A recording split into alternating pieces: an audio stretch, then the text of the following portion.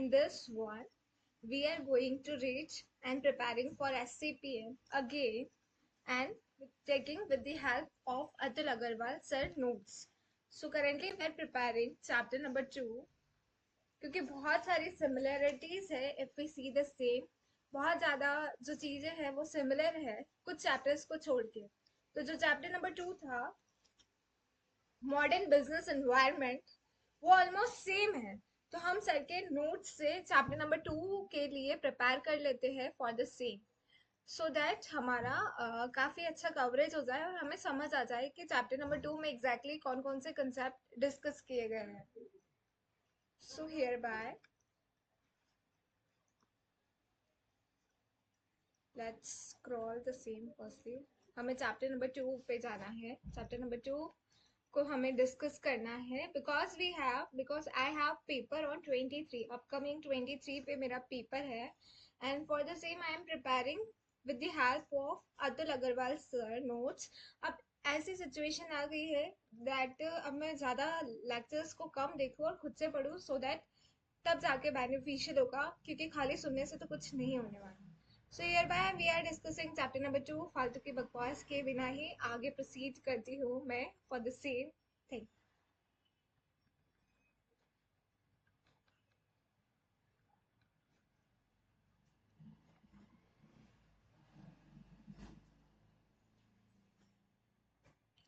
Chapter number 2 exactly हमें वैसे तो मिल जाएगा किस पेज नंबर पे.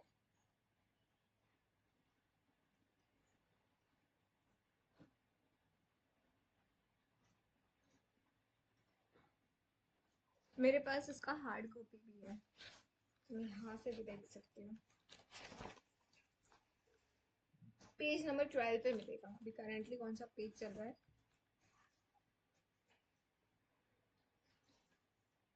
8 चल रहा है, हमें 12 पे जाना है.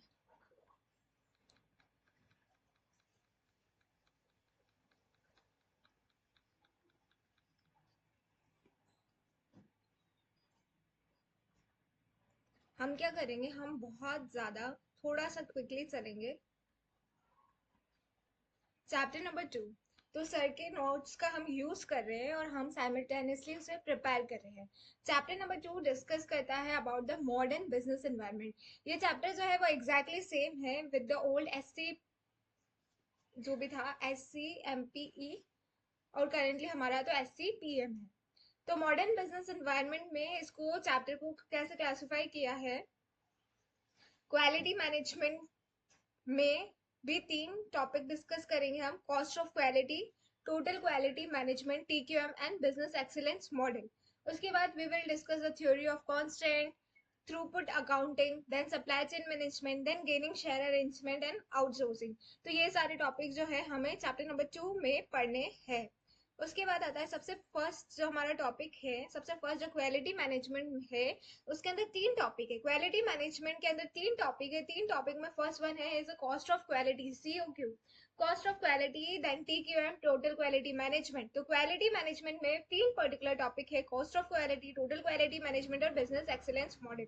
वन बाय वन फर्दर हम प्रोसीड करते हैं ताकि हमें तभी समझ आएगा कि एग्जैक्टली चैप्टर में किन चीजों को डिस्कस किया है. उसके बाद हम मॉड्यूल से भी क्विकली रिकैप करने की कोशिश करेंगे.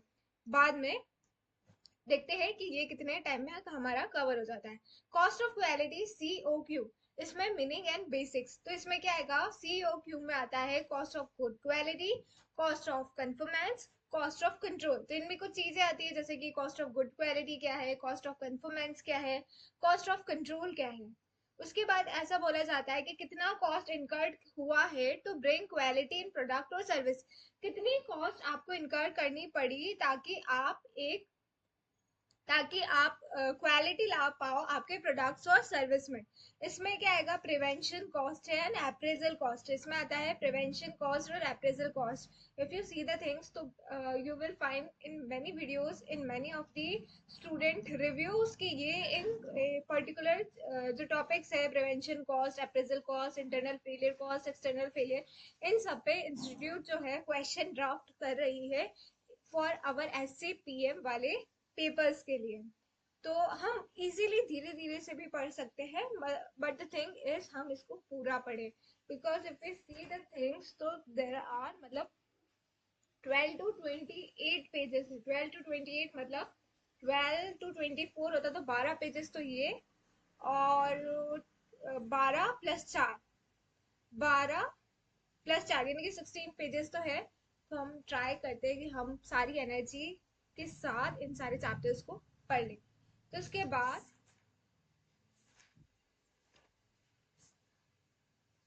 करंटली तो मैं ट्राई करती हूँ कि मैं यही फ्रंट से ही रीड कर लूँ, बट साथ के साथ मुझे हार्ड कॉपी वाला भी दिखता रहे। तो इसमें फर्स्ट में है is the prevention cost. Prevention cost के incurred before production start to bring quality. What is prevention cost? Prevention cost क्या होता है? इट इज इनकर्ड, ये तब इनकर की जाती है before production start to bring quality, ताकि क्या हो पाए, ताकि क्वालिटी को लाया जाए, ताकि क्या हो पाए, ताकि क्वालिटी को लाया जाए। तो प्रिवेंशन कॉस्ट का ये इनकर की जाती है बिफोर प्रोडक्शन स्टार्ट, प्रोडक्शन के स्टार्ट होने से पहले जो कॉस्ट इनकर की जाती है, that the same one is the prevention cost. Prevention cost हम किसे प्रिवेंशन कॉस्ट बोलते हैं? तो prevention cost incurred before. One thing, one clarification I want to give hereby is I'm not a teacher at all. I'm nobody. I'm mere a student who is using the Atul Agarwal sir notes so that it will be beneficial for me and those who are watching this video, so that we can recall the concepts. My primary purpose is just to prepare for my exam, as well as uploading the same, so that everybody who is watching will be beneficial for them as well. All right, so prevention cost is kya hai? Prevention cost one is the cost which is incurred before production start to bring quality। मतलब हमें quality चाहिए but production के start होने से पहले, तो उसे हम बोलते हैं prevention cost। प्रिवेंशन कॉस्ट के कुछ एग्जाम्पल है, जैसे कि quality planning, design quality review, staff quality training, quality circles, etcetera etcetera. Quality circle, supplier review, screening evaluation, plan preventive maintenance, design process, री engineering, and this all such things. तो what one is the, तो हमारे cost of quality में क्या क्या आता है? Cost of quality में हमारा prevention cost, cost of quality के अंदर हमारा प्रिवेंशन कॉस्ट और अप्रेजल कॉस्ट आता है। प्रिवेंशन कॉस्ट में हमने ये पढ़ा वो कॉस्ट जो कि आपको प्रोडक्शन स्टार्ट होने से पहले करनी पड़ रही है, वो आपकी प्रिवेंशन कॉस्ट का पार्ट होती है। आपने क्वालिटी लाने के लिए प्रोडक्ट में प्रोडक्शन से पहले जो भी कॉस्ट इनकर की है वो होती है प्रिवेंशन कॉस्ट। इसमें क्या क्या आता है? इसमें आपने क्वालिटी से रिलेटेड प्लानिंग की है, आपने डिजाइन और क्वालिटी को रिव्यू किया होगा पहले, उसके बाद आपने स्टाफ क्वालिटी ट्रेनिंग वाले टाइम में आपने स्टाफ को क्वालिटी ट्रेनिंग देने की कोशिश की, क्वालिटी सर्कल्स के लिए सप्लायर का रिव्यू किया होगा, स्क्रीनिंग की होगी, वैल्यूएशन किया होगा, प्लान प्रिवेंटिव मेंटेनेंस किया होगा, डिजाइन प्रोसेस, री इंजीनियरिंग। तो ऐसी सारी चीजें करने को हम बोलेंगे प्रिवेंटिव कॉस्ट। उसके बाद सेकंड है, second one is the appraisal cost। second one is the appraisal cost। appraisal cost वो cost जो कि आपने incur की है production के time पे at all stages to bring and maintain quality, यानी कि आपने production को स्टार्ट होने से पहले जो कॉस्ट इनकर की है वो प्रिवेंशन कॉस्ट है, बट आपने जो कॉस्ट इनकर की है ड्यूरिंग योर प्रोडक्शन वो होती है आपकी अप्रेजल कॉस्ट। जैसे कि आपने ड्यूरिंग द प्रोडक्शन आपने कुछ चीजों की टेस्टिंग की है, इंस्पेक्शन किया होगा मटेरियल का, इक्विपमेंट का, प्रोडक्ट का, एक्सेट्रा। आपने इक्विपमेंट एक्यूरेसी चेक किया होगा, आपने इक्विपमेंट एक्यूरेसी चेक्स किया होगा, आपने प्रोसेस फील्ड टेस्टिंग, प्रोडक्ट के एक्सेप्टेंस के लिए टेस्टिंग से रिलेटेड कुछ हमें यहाँ देखने को मिल रहा है, इंस्पेक्शन टेस्टिंग, ये सारा जो है अप्रेजल कॉस्ट का पार्ट बन रहा है। Product acceptance testing, procedure verification, service of quality control consultant. तो ये सारी चीजें जो है हमारी किसकी पार्ट बन रही है? ये सारी जो चीजें हैं अभी तक हमें जो देखने को मिल रहा है उससे हमें ये समझ आ रहा है कि ये जो है वो अप्रेजल का पार्ट बन रही है, ये जो है वो अप्रेजल का पार्ट बन रही है। तो अभी तक हमने दो चीजें पढ़ी है, एक पढ़ा है प्रिवेंशन कॉस्ट, दूसरा पढ़ा है सीओक्यू में कॉस्ट ऑफ क्वालिटी में हम क्यों करते, ताकि हम प्रोडक्ट और सर्विसेज में क्वालिटी ला सके, प्रोडक्ट और सर्विसेज में क्वालिटी ला सके। उसमें भी हमने कुछ पढ़ा है relating to the prevention cost, और कुछ पढ़ा है हमने अप्रेजल कॉस्ट। प्रिवेंशन कॉस्ट में हमने ये सीखा है कि जब हम प्रोडक्शन स्टार्ट होने से पहले जो कॉस्ट इनकर करते हैं वो प्रिवेंशन कॉस्ट का पार्ट है। अगर हम कुछ रिव्यू कर रहे हैं, हम सप्लायर को रिव्यू कर रहे, इवेल्युएट कर रहे, स्टाफ को ट्रेनिंग दे रहे, ये सारी चीजें जो है हमारा प्रिवेंशन कॉस्ट का पार्ट बन रही है। ड्यूरिंग दी प्रोडक्शन हम कुछ चीजें जो कर रहे हैं वो हमारी अप्रेजल कॉस्ट का पार्ट बन रही है। एक बार हम इसको क्विकली इसके एग्जाम्पल दोनों प्रिवेंशन कॉस्ट और अप्रेजल कॉस्ट के एग्जाम्पल को क्विकली मोड में रीड आउट करते हैं और फर्दर हम मूव करते हैं to the subsequent cost per.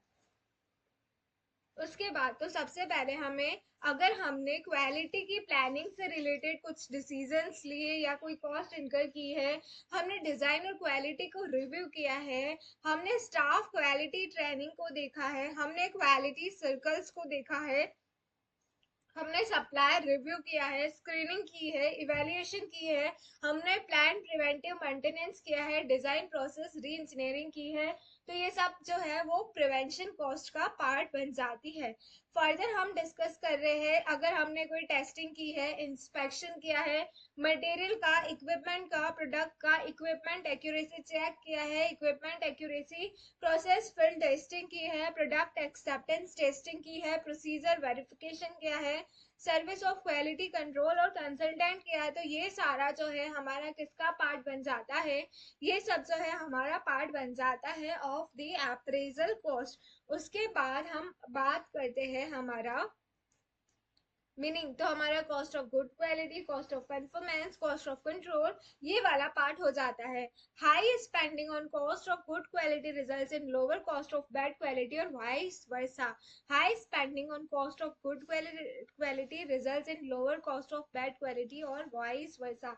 तो इससे आपको क्या समझ आ रहा है, अगर हम ज्यादा खर्चा करते हैं on cost of good quality results in lower cost, उससे हमारी कम कॉस्ट आएगी बैड क्वालिटी की और vice versa. Cost of bad quality, cost of non conformance, cost of failure of control, cost incur due to quality failure.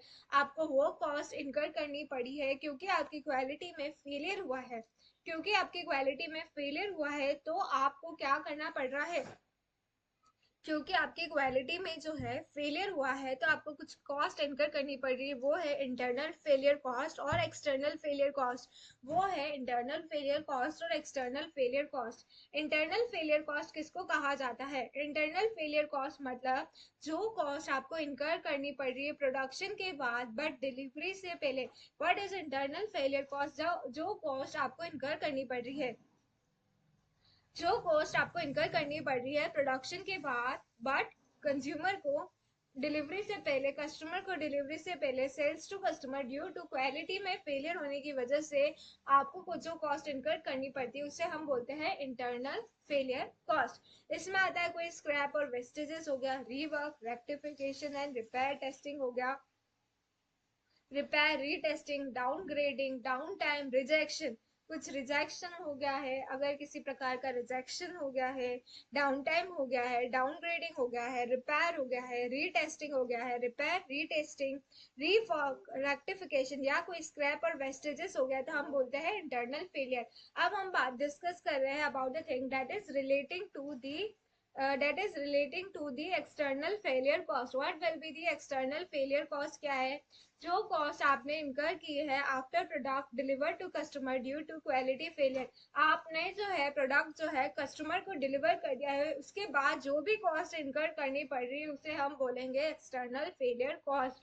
External failure cost किसे कहा जाएगा, जो भी कॉस्ट आपको इनकर करनी पड़ रही है after product deliver to customer due to quality में फेलियर की वजह से, उसे हम बोलेंगे एक्सटर्नल फेलियर कॉस्ट।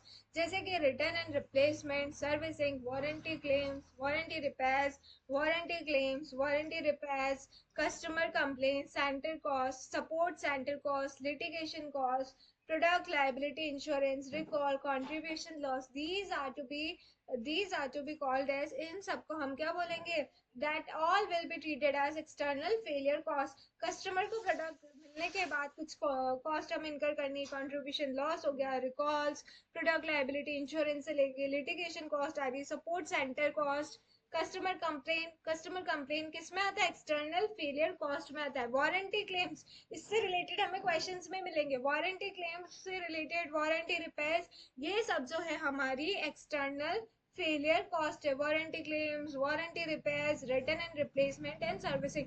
फर्दर जब हम क्वेश्चन करेंगे तभी पता चलेगा, बट एक बार के लिए हमें आइडिया होना चाहिए कि कौन सी कॉस्ट किस में आती है. उसके बाद आ जाता है हमारा ऑप्टिमल कॉस्ट ऑफ क्वालिटी. उससे पहले हम क्या करते हैं, we should take 1 minute break, फिर उसके बाद हम फर्दर कंटिन्यू करते हैं. ऑलराइट, तब तक ये थोड़ा सा चार्ज हो जाएगा पीसी.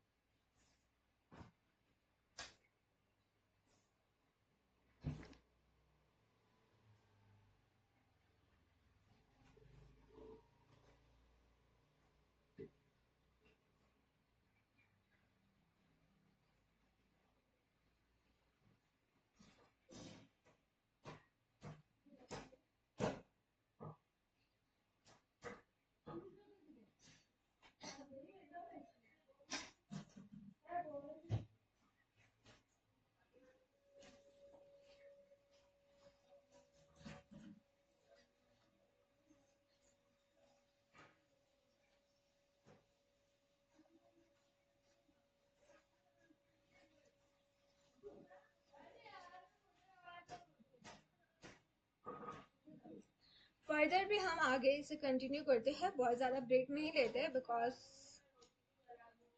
अभी तक तो हमने एक ही पेज बना. सेकंड वाला जो पार्ट आता है वो डिस्कस करता है about the optimal cost of quality, COQ. Optimal cost of quality क्या होता है, what that is, what happens now comes the optimal cost of quality, where combined cost of good and bad quality is minimum. When we will say that there is an optimal cost of quality, COQ, when the combined cost of good and bad quality is minimum. जब हम ये बोलेंगे कि जो combined cost है good and bad quality की वो minimum आ रही है, अगर जब हमारी गुड और बैड क्वालिटी की कॉस्ट मिनिमम हो जाएगी तो हम बोलेंगे कि वो जो है वो एक ऑप्टिमल कॉस्ट है. For non-financial perspective, better option is where cost of poor quality is lowest as a result in increase in customer satisfaction and sales. तो हम क्या बोलेंगे, बेटर ऑप्शन हम तब कंसिडर करेंगे जब पुअर क्वालिटी की कॉस्ट जो है वो लोवेस्ट होगी or it results in increase in customer satisfaction and sales. Now we are doing the question as well. For example, जैसे कि prevention cost है, ऑप्शन 2 में है 3 लाख, ऑप्शन 3 में है 7 लाख. उसके बाद अप्रेजल कॉस्ट जो है ऑप्शन 1 में कुछ नहीं है, ऑप्शन 2 में है 2 लाख, ऑप्शन 3 में है 1 lakh. Then internal failure is 2 lakh 50,000 and 10,000, and then external failure is this and this and so on. तो इन सब में हमारी जो रिस्पेक्टिव कॉस्ट आ गई, तो चार ही कॉस्ट होती है हमारी. COQ कॉस्ट ऑफ क्वालिटी में जो दो कॉस्ट होती है, प्रिवेंशन कॉस्ट और appraisal cost. Then internal failure and external failure जो है, क्वालिटी फेलियर कॉस्ट होती है दो, इंटरनल फेलियर और एक्सटर्नल फेलियर. तो इसमें सपोज हमारे ऑप्शन नंबर 1 में जो कॉस्ट आई है वो 10 लाख आई है, ऑप्शन 2 में हमारी 6 लाख आई है, और ऑप्शन 3 में जो है हमारी 8,20,000. तो हम क्या बोलेंगे, यहाँ भी हमारा ऑप्टिमल COQ क्या है, जिसमें सबसे कम कॉस्ट आई है जैसे कि 6 लाख और 8,20,000. For non financial perspective this is better. उसके बाद फर्दर मूव ऑन करते हैं, what are the major to reduce the non conform, What are the measures to reduce the non-conformance cost? Non-conformance cost में क्या क्या आता है, total quality management, it is the TQM, total productive maintenance, that is the TPM. total productive maintenance को क्या कहा जाता है, total productive maintenance को कहा जाता है TPM. total quality management को कहा जाता है TQM. टाइप्स ऑफ क्वेश्चन हमें क्लासिफाई करना होगा क्वालिटी कॉस्ट को. Types of question will be, we need to classify the quality cost, prepare the statement of quality cost, analyze the quality cost comparison between current and proposed situation. Now here comes the point, that is total quality management. TQM क्या है? तो hereby we are understanding the concept which is relating to the total quality management. So what basically the total quality management किसे कहा जाता है? Meaning and basics. Integrated system of planning and control by management. What is the TQM? Total quality management. हम क्या बोलते हैं? That what will be the total quality management? Total quality management किसे कहा जाता है? Integrated system of planning and control by management. This will be what will be the total quality management? That the same is the integrated system planning in control का management के द्वारा, ताकि आप meet कर पाओ कस्टमर के expectations को, organisation के ऑब्जेक्टिव को. टोटल क्वालिटी मैनेजमेंट, कैसे आप टोटल क्वालिटी को मैनेज करोगे, कैसे आप टोटल क्वालिटी को, किस तरीके से जो है क्वालिटी को मैनेज किया जाएगा. तो it is the integrated system है. प्लानिंग भी होगी, कंट्रोल भी होगा, मैनेजमेंट प्लानिंग भी करेगा, कंट्रोल भी करेगा, ताकि वो कस्टमर के एक्सपेक्टेशन को मीट कर पाए, ऑर्गेनाइजेशन के ऑब्जेक्टिव्स को अचीव कर पाए. कंटिन्यूस इंप्रूवमेंट इन क्वालिटी, हम क्या करेंगे? हम डेली, हम कंटिन्यूस बेसिस पे इंप्रूवमेंट करने की कोशिश करेंगे क्वालिटी में. With aim of achieving zero defect in quality, हमारा एम्फेसिस होगा that there will be zero defect in quality में, जो है जीरो डिफेक्ट हो.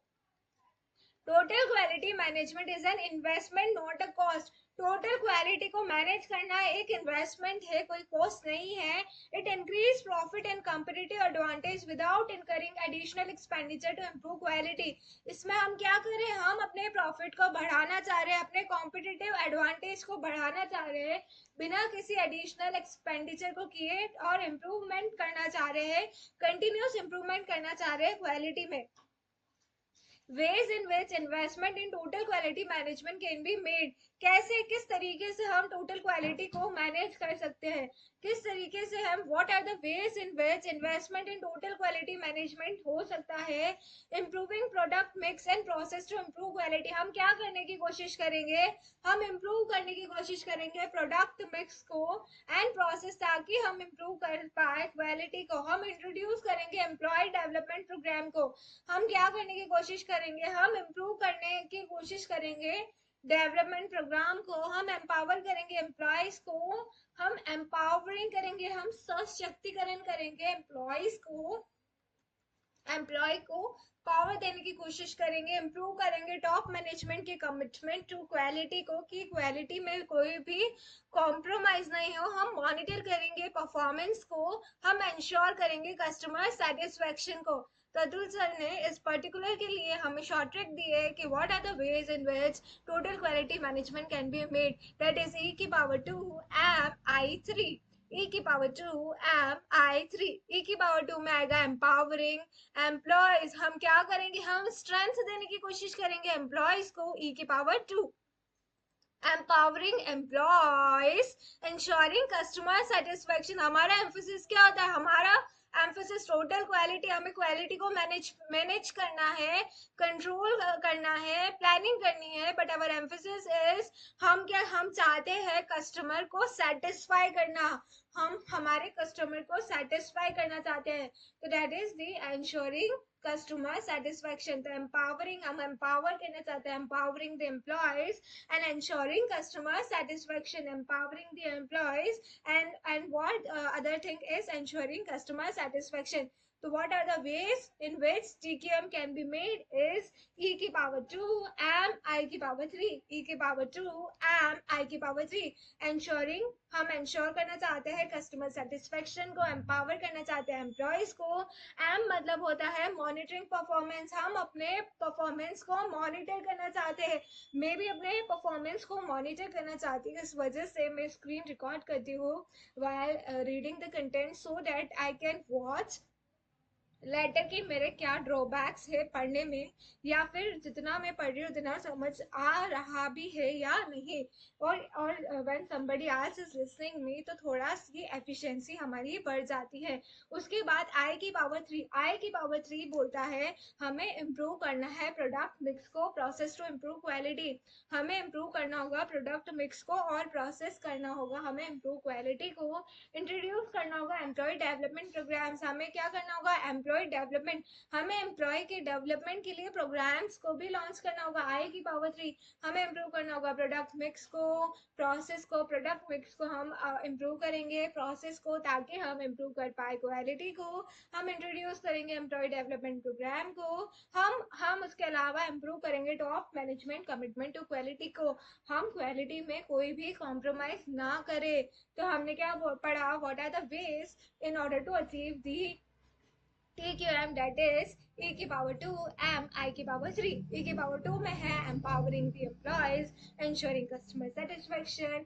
उसके बाद है M मतलब है, M का मतलब है हमें मॉनिटर करना होगा परफॉर्मेंस को। I की पावर 3 हम इम्प्रूव करेंगे, क्या इम्प्रूव करने की कोशिश करेंगे, जो ऑर्गेनाइजेशन के top management commitment to quality को इम्प्रूव करेंगे, प्रोडक्ट मिक्स को, क्वालिटी को और हम इंट्रोड्यूस करेंगे एम्प्लॉय डेवलपमेंट प्रोग्राम को। तो फर्दर हम अब आगे बढ़ते हैं। उसके बाद आता है हमारा there are 6 C's of total quality management for successful implementation of TQM। अरे लक्षिता, लक्षिता, अरे मैं लगा दूंगी बाद में। अब हमारा आ रहा है 6 C's of total quality management for successful implementation of total quality management. What are the 6 C's of total quality management for successful implementation of TQM? 6 C's क्या है टोटल क्वालिटी मैनेजमेंट की for successful implementation of TQM? इसमें आ रहा है तो 6 C's में आएगा हमारा commitment, culture, continuous improvement, cooperation, customer और एक और जो है वो दे रखा है कस्टमर फोकस और कंट्रोल।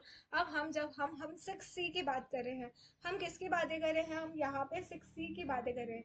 6C में क्या क्या आता है हमारा, हमारा कमिटमेंट होना चाहिए, हमारा कमिटमेंट होना चाहिए। इसमें पर्टिकुलरली इफ आई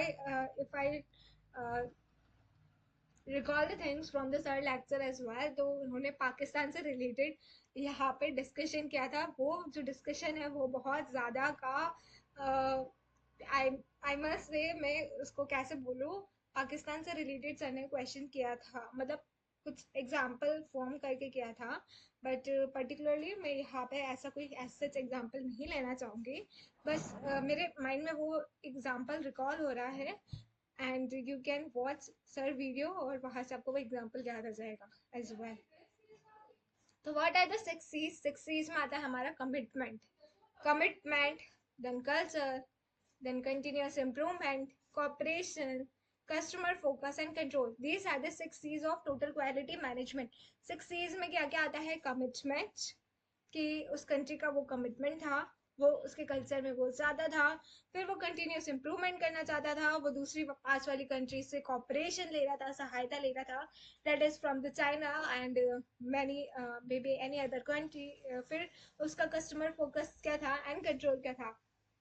तो यहाँ पे 6 C's है। सबसे पहले उसका बहुत ही स्ट्रॉन्ग कमिटमेंट था, देन जिस कल्चर को वो अडेप्ट करना चाहता था, देन वो उसमें कंटिन्यूस इम्प्रूवमेंट कर रहा था, देन उसने फॉर एग्जांपल दूसरे कंट्रीज से हेल्प ली, सपोज पाकिस्तान ने चाइना से हेल्प ली या किसी ने भी किसी कंट्री से हेल्प ली है, देन उसका कस्टमर फोकस किस पे था एंड देन उसका एट लास्ट कंट्रोल कैसे था।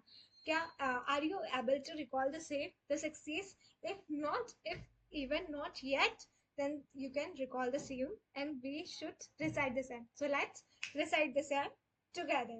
तो फर्स्ट में सबसे पहले उसको बहुत ज़्यादा स्ट्रॉन्ग कमिटमेंट था, देन उसके बाद कमिटमेंट के बाद उसका पर्टिकुलर कल्चर था, देन उसमें वो कंटिन्यूस इम्प्रूवमेंट चाह रहा था, फिर उसने पास वाली कंट्री से कोऑपरेशन किया, कोऑपरेशन के बाद उसने उस पर्टिकुलर सेगमेंट पे यानी कि कस्टमर फोकस किया और फिर अल्टीमेटली कंट्रोल किया। तो here are the 6 C's. What are the 6 C's? 6 C, first one is the strong commitment, बोल सकते हैं कमिटमेंट था। कमिटमेंट के बाद उसका क्या था, कमिटमेंट के बाद उसका कल्चर कैसा था, कंटिन्यूस इम्प्रूवमेंट किया उसने, कॉपरेशन भी लिया, कस्टमर फोकस किया एंड देन कंट्रोल किया। तो this are the 6 C's of the total quality management. ऐसे बहुत सारी चीजें 6 C's आएगा, कभी 7S आएगा, कभी मिकिन्से का 7S आएगा, कभी एड डेविन पता नहीं कौन है उनका अलग अलग आएगा। तो ऐसे बहुत सारी चीजें से भी एमसीक्यूज बन रहे हैं, तो हमें भी चीज़ों को याद तो रखना ही पड़ेगा। उसके बाद Deming 14 points for process improvement for achieving quality improvements. Here by what we are doing here by is deeming 14 points for process improvement for achieving quality improvements. Deming कौन से ऐसे 14 पॉइंट है प्रोसेस इम्प्रूवमेंट के लिए for achieving quality improvement जिससे हम achieve कर सकते हैं। According to Deming reasons of defects are 85% तो है प्रोसेस एंड मैनेजमेंट की वजह से और 15% जो है वो एम्प्लॉय की वजह से है।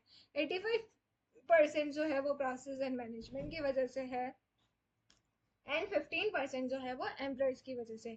सबसे पहले हमें अडेप्ट करनी होगी what are the Deming 14 points for process improvement for achieving the quality management and all such things. तो जो है first one is the adopt new philosophy. हमें क्या करना होगा, हमें अडेप्ट करनी होगी न्यू फिलोसॉफी को।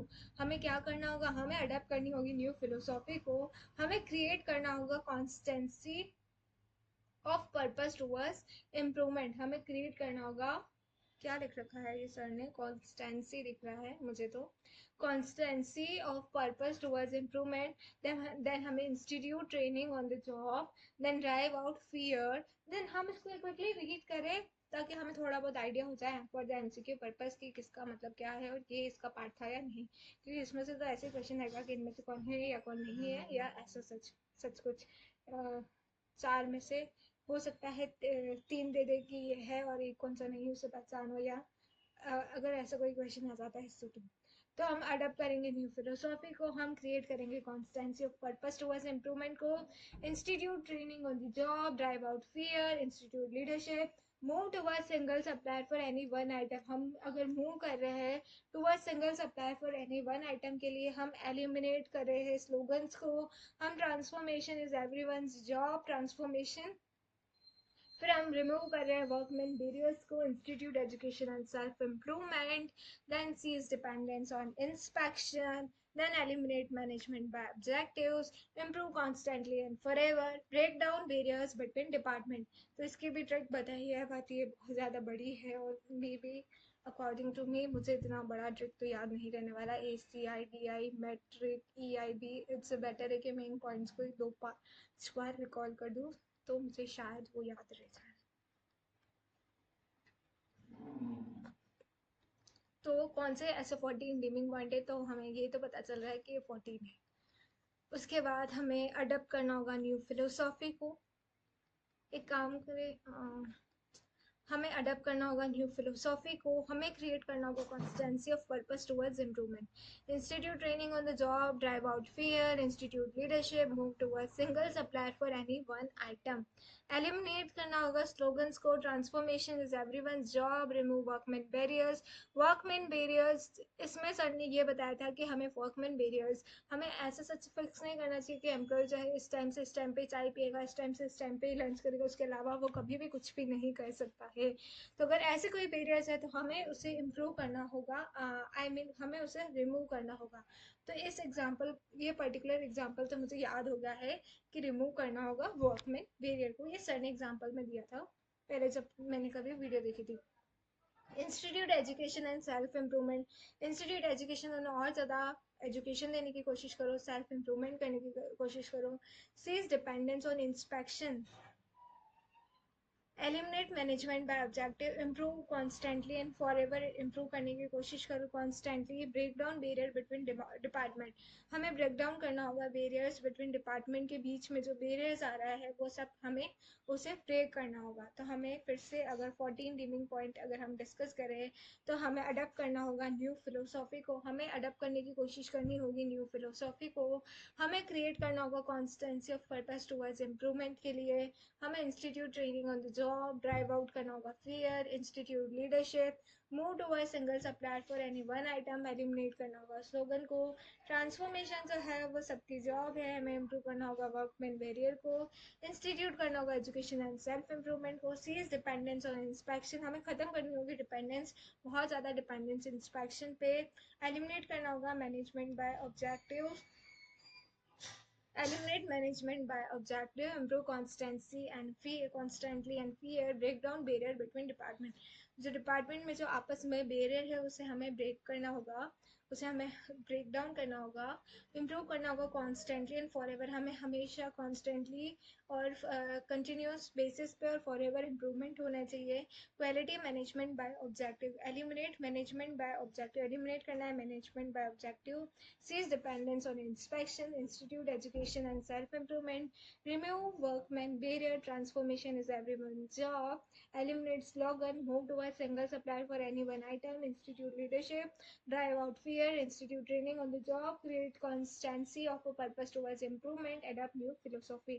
तो ये सारी चीज़ें हैं जो हमें एक दो बार और रिकॉल करनी पड़ सकती है, उसके बाद हम देख लेंगे उसको। Then PDCA cycle for continuous improvement. PDCA cycle बोलती है PDCA, that is plan do check act. सबसे पहले आप प्लान कीजिए, उसके बाद जो आपने प्लान किया है उसे कीजिए, फिर उसके बाद जो आपने किया है उसे चेक कीजिए, और चेक करने के बाद आप करेक्टिव एक्शन लेंगे, आई थिंक सो। तो इसमें है PDCA cycle is plan do check and take the corrective action. तो ये तो हमारा बिल्कुल नॉर्मल लाइफ स्टाइल से ही रिलेटेड है कि हम कुछ भी चीज़ें करते हैं तो हम पहले प्लान करते हैं, फिर उसे करते हैं, फिर उसे चेक करते हैं, चेक करने के बाद हम करेक्टिव एक्शंस लेते हैं। तो प्लान कीजिए आप, establish objective, develop action plan. Plan कीजिए, प्लान, उसके बाद डू मतलब इम्प्लीमेंट कीजिए चीज़ों को, चेक मतलब आपको मेजर करना है, और फिर टेक करेक्टिव एक्शन। तो प्लान मतलब आप एस्टेब्लिश कीजिए प्लान को, फिर डू मतलब उसके बाद आप उसे इम्प्लीमेंट कीजिए, चेक मतलब मेजर कीजिए, और टेक दी करेक्टिव एक्शन। तो that is the PDCA cycle, ये बोल रहा है। उसके बाद business excellence model, what will be the business excellence model, meaning and basics. तो what are the business excellence model, meaning and basics क्या है? philosophy for developing and strengthening management system and process of an organization। what will be the meaning and basics? philosophy क्या होगी? for developing and strengthening management system and process of an organization। हमें develop करना होगा quality management के principles को, ताकि हम achieve कर पाए एक्सीलेंस को in everything that an organization does, and also to sustain it. Business excellence model जो है वो एक हॉलिस्टिक टूल है, यानी कि एक ओवरऑल टूल है जो कि क्या करता है, डेट क्रिएट करता है value for all stakeholder, not just owner. जो कि क्रिएट करता है value for all stakeholder, सिर्फ एक ऑनर के लिए नहीं, ये जो काम करता है ये शेयर होल्डर के लिए भी काम। ये क्या है? बिजनेस एक्सीलेंस मॉडल जो है वो काम करता है शेयर होल्डर्स के लिए, कस्टमर्स के लिए, एम्प्लॉयज के लिए, सोसाइटी के लिए। तो ये एक हॉलिस्टिक टूल है, ये एक कोई इंडिविजुअल टूल नहीं, ये एक हॉलिस्टिक टूल है जो कि सबको कवर करता है, हुए चलता है, क्रिएट करता है सारे के सारे वैल्यू जो है स्टेक होल्डर्स के लिए, सिर्फ ऑनर्स के लिए नहीं। ये वैल्यू क्रिएट करता है सारे के सारे स्टेक होल्डर्स के लिए, शेयर होल्डर्स के लिए, कस्टमर के लिए, एम्प्लॉयज के लिए, एंड सोसाइटी के लिए। फिर some business excellence models, tools to achieve and sustain excellence. कुछ जो बिजनेस एक्सीलेंस मॉडल्स है, टूल्स है, ताकि हम अचीव करें, सस्टेन कर पाए एक्सीलेंस को। उसमें आता है EFQM excellence model, Baldrige criteria for performance excellence, Singapore BE framework, Japan quality award model, and Australian BE framework. तो ये कुछ नेम दे रखे हैं, इसको हम रिकॉल कर देते हैं एक बार दोबारा से। कुछ जो एक्सीलेंस बिजनेस मॉडल के कुछ एग्जांपल्स हम बोल सकते हैं। Tools to achieve and sustain the excellence, that is the EFQM excellence models, Baldrige criteria for performance excellence, Singapore BE framework, Japan quality award model, and Australian BE framework. उसके बाद जो हमें further they रखा है वो दे रखा है European foundation for quality management, EFQM excellence model. European model use किया जाता है ताकि हम अचीव करें सस्टेनेबल एक्सीलेंस को। EFQM मॉडल जो है has a set of 3 modules होते हैं उसमें, module 1, module 2 and module 3। Module 1 में बात करता है डायरेक्शन के बारे में, उसमें आपको बताना होगा पर्पस क्या है, विजन क्या है, स्ट्रैटेजी क्या है। मॉड्यूल 2 में आपको बताया जाएगा एग्जीक्यूशन क्या है, engaging stakeholders, creating sustainable value. और मॉड्यूल 3 में रिजल्ट्स बताया जाएगा, स्टेक होल्डर्स की परसेप्शंस बताई जाएगी। तो EFQM में जो है, EFQM यानी कि यूरोपियन, AFQM का क्या नेम था, European foundation for quality management. उसमें 3 मॉड्यूल होते हैं, 3 मॉड्यूल है उसमें। है डायरेक्शन, डायरेक्शन में हमें बताया जाएगा कि पर्पस क्या है, विजन क्या है, स्ट्रैटेजी क्या है। डायरेक्शन में हमें बताया जाएगा कि पर्पस क्या है, विजन क्या है, स्ट्रैटेजी क्या है।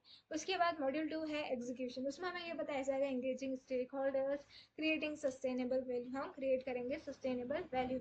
मॉड्यूल 3 में हमें रिजल्ट्स के बारे में बताया जाएगा, स्टेक होल्डर का परसेप्शन क्या है, स्टेक होल्डर का परसेप्शन क्या है। मॉड्यूल 1 में हमें डायरेक्शन बताया जाएगा, पर्पस क्या है, विजन क्या है, स्ट्रैटेजी क्या है। मॉड्यूल 2 में हम सारी चीज़ों को एग्जीक्यूट करेंगे, इंगेज करेंगे, स्टेक होल्डर को क्रिएट करेंगे, सस्टेनेबल वैल्यू। और मॉड्यूल 3 में हमें रिजल्ट बताया जाएगा, शेयर होल्डर स्टेक होल्डर का परसेप्शन क्या है। उसके बाद RADAR analysing result. RADAR analysing results क्या है, इसमें हमें रिजल्ट्स बताया जाएगा, अप्रोच बताया जाएगा, डिप्लॉय करेंगे, हम असेस करेंगे, रिफाइन करेंगे। एनालाइजिंग रिजल्ट्स, तो हम RADAR के बारे में बात करते हैं, एनालाइजिंग रिजल्ट्स। तो RADAR क्या है, इसमें हमें रिजल्ट्स के बारे में बताया जाएगा, अप्रोच के बारे में बताया जाएगा, डिप्लॉय के बारे में बताया जाएगा, असेस के बारे में बताया जाएगा और रिफाइन के बारे में बताया जाएगा। तो what is RADR analysing results, what is RADR analysing results, इसमें क्या बताया जाएगा, इसमें रिजल्ट्स के बारे में बताया जाएगा, अप्रोचेस के बारे में बताया जाएगा, डिप्लॉय के बारे में, assess and refine, result, approach, deploy, assess, refine. तो what is RADR analysing results, RADR analysing results में क्या बताया जाएगा, रिजल्ट्स के बारे में, देन अप्रोच के बारे में, देन डिप्लॉय के बारे में, असेस एंड रिफाइन के बारे में। उसके बाद आता है हमारा Baldrige criteria for performance excellence. Baldrige का क्या क्राइटेरिया है, what will be the Baldrige criteria for performance excellence. Performance excellence के लिए बेल्ड्रिज का क्या क्राइटेरिया है, it is built around 7 categories. इसे जो है बिल्ड किया जाता है around 7 categories. I think I need water currently, just a minute.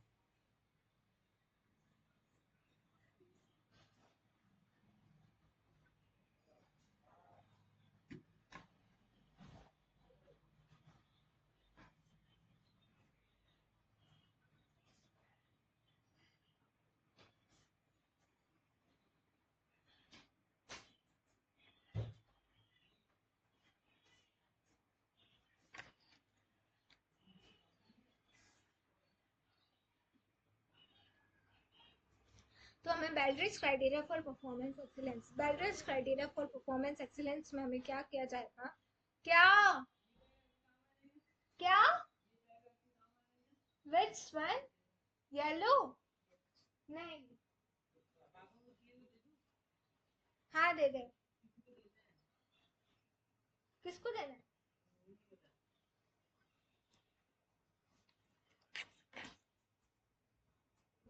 सुन मेरी बात, उस वाले गेट पे आना, उधर वाले।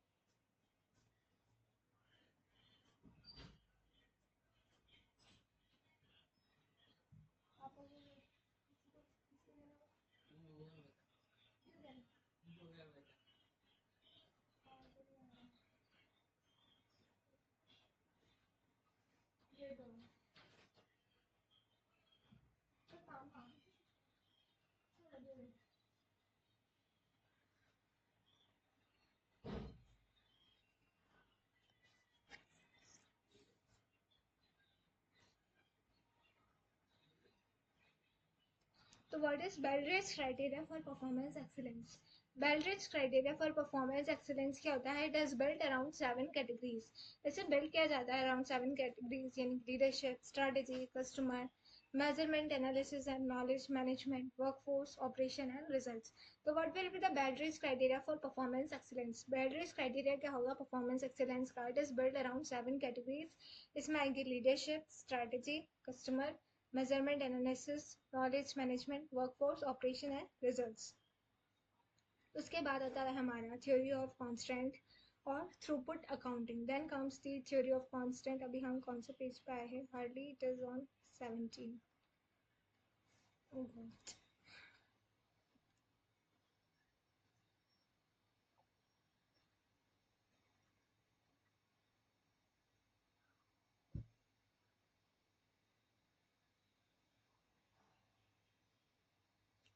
I think we should take a break and afterwards we will start a new video for the subsequent concepts. Alright, so bye for this one and meet you in the next clip.